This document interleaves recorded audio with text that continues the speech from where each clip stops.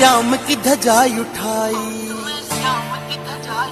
चूनरी जयपुर ते मंगवाई, हाथ में श्याम की धजा उठाई। परा के धोला कुर्ता पजामा साथ में अपने धनी ने लाई। या होली प्यार करया श्रृंगार रविंदी माथे पे लाली, श्याम धनी के रंगिया रंग में भक्ता की टोली के संग में, जगत बड़ खाटू ने चाली, नार मेरी खाटू ने चाली, जगत बड़ खाटू ने चाली, नार मेरी खाटू ने चाली।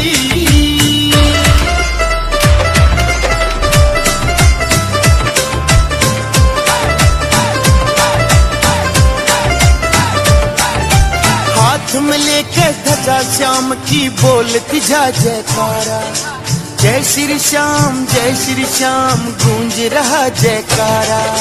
हाथ में लेके धजा श्याम की बोलती जा जयकारा, जय श्री श्याम गूंज रहा जयकारा। उमंग में चटरी कदी ना कुतरी चलन में मोने ना काली,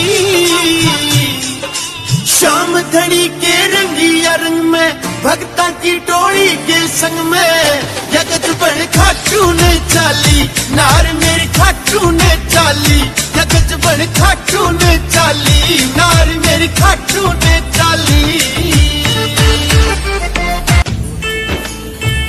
आइए श्याम प्रेमियों, आज एक ऐसे भगत की कहानी सुनाते हैं जो अपने व्यापार में इतना लीन था कि उसे दिन दुनिया की कोई खबर नहीं। उसे सिर्फ पैसा पैसा और सिर्फ पैसे के बारे में चिंता थी। उसके घर वाले, उसके परिवार वाले सारे परेशान थे कि सेठ कभी कहीं नहीं जाता, सुबह से लेकर रात तक हर समय पैसे में ही लिपटा रहता है। बहुत दिनों से उसके इष्ट मित्र उसे कहते थे कि तुम हमारे साथ कहीं चलो, अपने बच्चों को लेकर चलो, लेकिन सेठ कहता इसके लिए काफी समय पड़ा है, अभी मुझे सिर्फ पैसा कमाना है।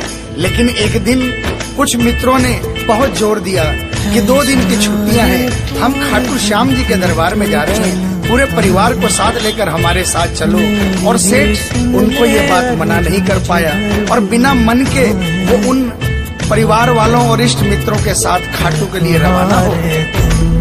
रास्ते भर वो अपने व्यापार की बातें करता रहा, उसे खाटू जाने की जरा भी इच्छा नहीं थी। लेकिन जब खाटू पहुंचा और बाबा श्याम के मंदिर में पहुंचा और जब बाबा से नजरें मिली, उसके होश उड़ गए। सेठ के परिवार वाले सारे दर्शन करके बाहर आ गए। वो सिर्फ 1 मिनट के लिए मंदिर में आया, लेकिन घंटों तक बाबा के दरबार में खड़ा रह गया। उसको होश नहीं रहा और वो बाबा की तरफ देखकर आंखें बंद करके आंसुओं की धार बहती रही और वो बाबा से मन ही मन बातें करता रहा। जब परिवार वालों ने उसे कहा कि अब चलना है, तो सेठ ने बाबा से कहा, प्रभु मुझे अब हर महीने 11 को अपने दरबार में बुलाओ। और ये कह करके वो बाबा के दरबार से वापस अपने घर को आ गए। 15 दिन बाद 11 आई। सेठ बहुत से लोगों को लेकर अपने साथ बाबा के दरबार में गया। ऐसे हर 11 को वो खाटू जाने लगा। लेकिन एक दिन जैसे ही वो सुबह 11 को घर से निकलने लगा, मुनीम ने कहा, सेठ जी कहाँ जा रहे हो? सेठ ने कहा, अरे मुनीम तुझे पता नहीं, आज 11 है, मुझे खाटू धाम जाना है। मुनीम ने कहा, सेठ जी आपको पता नहीं, आज बाहर के कुछ व्यापारी आने वाले हैं, लाखों का सौदा होने वाला है और वो व्यापारी आज रात को वापस इंडिया के बाहर चले जाएंगे। आपके पास तो मौका है, आप 11 की जगह मावस को खाटू चले जाना। सेठ के मन में ये आया कि हाँ, इसमें क्या फर्क पड़ता है, आज यहाँ व्यापार कर लेता हूँ, सौदा कर लेता हूँ, मैं खाटू मावस को चला जाऊंगा। और सेठ उस दिन खाटू नहीं जा पाया। 11 निकल गई, मावस आई, मावस को फिर कोई व्यापारी आ गया। उसके बाद फिर पूर्णिमा आई, फिर कोई व्यापारी आ गया और इसी तरह सेठ व्यापार में फिर उलझ गया। एक दिन रात को सेठ सोया तो उसके नींदों में उसे ऐसा आभास हुआ कि उसे कोई आवाज आ रही है और उसने बड़े ध्यान से सुना। उसे लगा खाटू वाले श्याम बाबा उसे कह रहे हैं, वाह रे सेठ, मैंने तो सोचा था कि मेरे दरबार में कोई बहुत बड़ा भोला भटका भगत आया है, लेकिन मुझे क्या पता था कि कोई भगत नहीं, एक सौदागर आया है और मुझसे सौदा करके चला गया। आज तू अपने घर में अपने व्यापार में खूब खुश है, तू वहीं पर खुश रहे। और ऐसा कहकर वो आवाज बंद हो गई।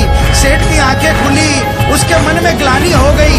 उसने सोचा कि मैं आज ही खाटू धाम जाऊंगा, और वो जैसे ही खाटू के लिए निकला, रास्ते में एक्सीडेंट हो गया। सेठ की दोनों टांगे रह गई। अब सेठ अपने पैरों पर खड़ा नहीं हो पाया और उसके मन की मन में ही रह गई। सेठ बहुत तड़पता रहा। एक दिन सेठ अपने घर के दरवाजे पर बैठा, आंसू बहा रहा कि मेरा बुलावा क्यों नहीं आ रहा, मैंने इतनी बड़ी गलती करी, मुझे बाबा के दरबार से इतनी दूरी क्यों हो गई। इतने में उसके घर के सामने से एक डाकिया निकला। सेठ ने डाकिया को आवाज लगाई और कहा, ए डाकिया, तुम तो कलकत्ता, दिल्ली, बम्बई भक्तों का संदेशा लेकर जाते हो, लोगों के चिट्ठियां पहुंचाते हो। आज मेरी एक चिट्ठी, मेरा एक संदेशा मेरे खाटू वाले श्याम बाबा के दरबार में क्या पहुंचा दोगे? डाकिया ने कहा, सेठ, मैं तो आजकल खाली रहता हूँ। जब से इंटरनेट का जमाना आया है, लोग ईमेल पर ही चैटिंग कर लेते हैं। बताओ तुम्हारा क्या संदेशा है और कहाँ पहुँचाना है? और ऐसे डाकिया ने सेठ से कहा और सेठ ने डाकिया से कहा।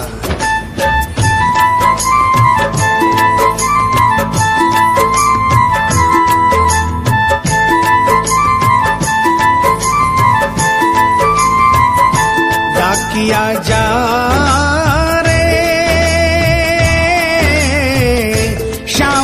संदेशो दीजे, शाम न जाए तो कह दीजे, भगत थारे दर्शन न तरसे।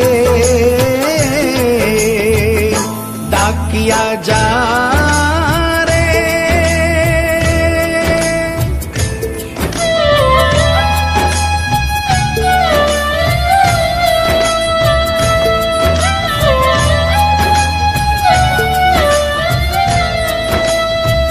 डाकिया ने कहा, सेठ, आपका संदेशा तो मैं पहुंचा दूंगा, लेकिन मुझे ये तो बताओ कि आपका संदेशा पहुंचाना क्या है? जहां मुझे संदेशा पहुंचाना है वहां का ठिकाना क्या है? और डाकिया ने कहा,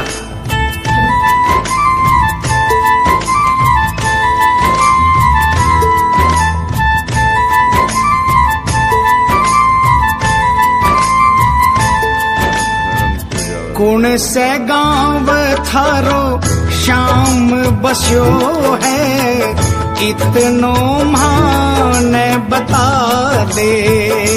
सेवक रे